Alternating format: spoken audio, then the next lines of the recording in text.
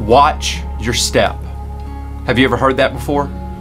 I remember hearing this warning many times when I worked for an air conditioning company back in Louisiana while we were church planting. And yet every time I heard someone say it, inside I kind of rolled my eyes and I thought to myself, yeah, I know. Watch my step.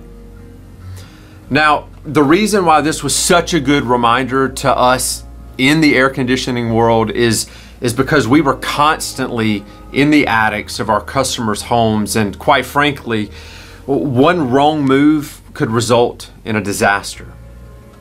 Kind of like when Chevy Chase stepped through his ceiling on Christmas Vacation, something like that.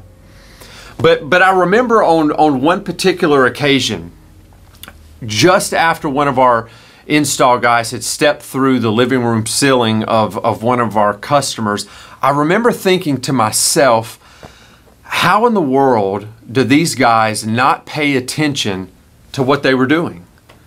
I was so frustrated when I thought about it. Well, guess what?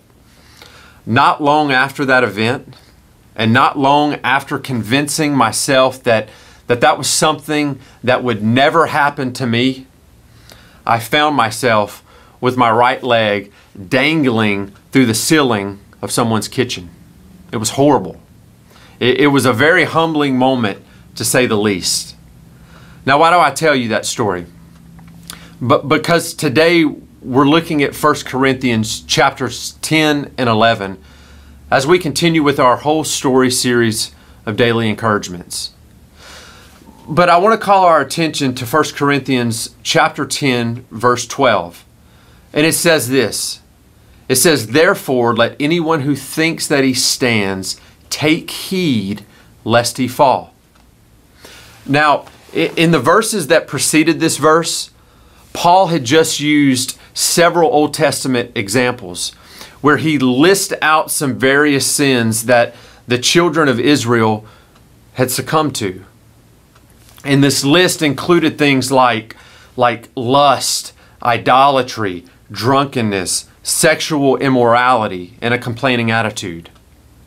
And after looking at the situations from Israel, what Paul does is he brings us back to this overarching principle.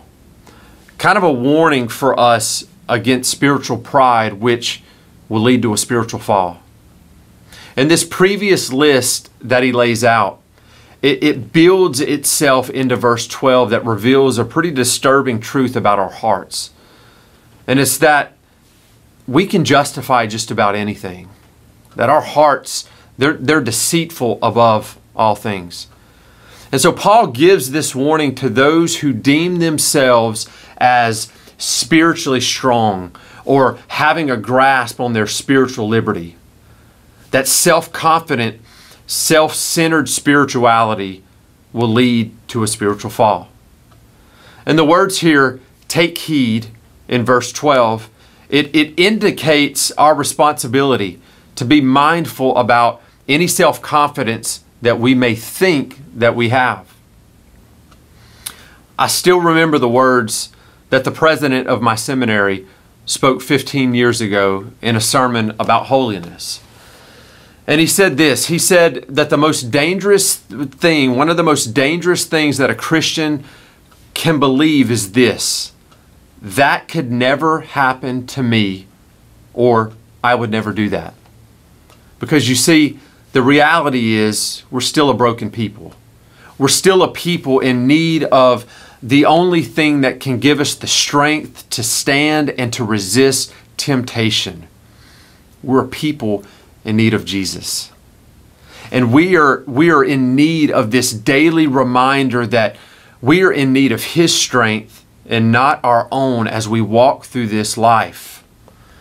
Trinity, take it from the guy, from me, who thought that he was too good and too sure-footed to step through the ceiling of someone's kitchen. Watch your step. Watch your step, because we have an enemy that prowls around looking for those whom that he can devour.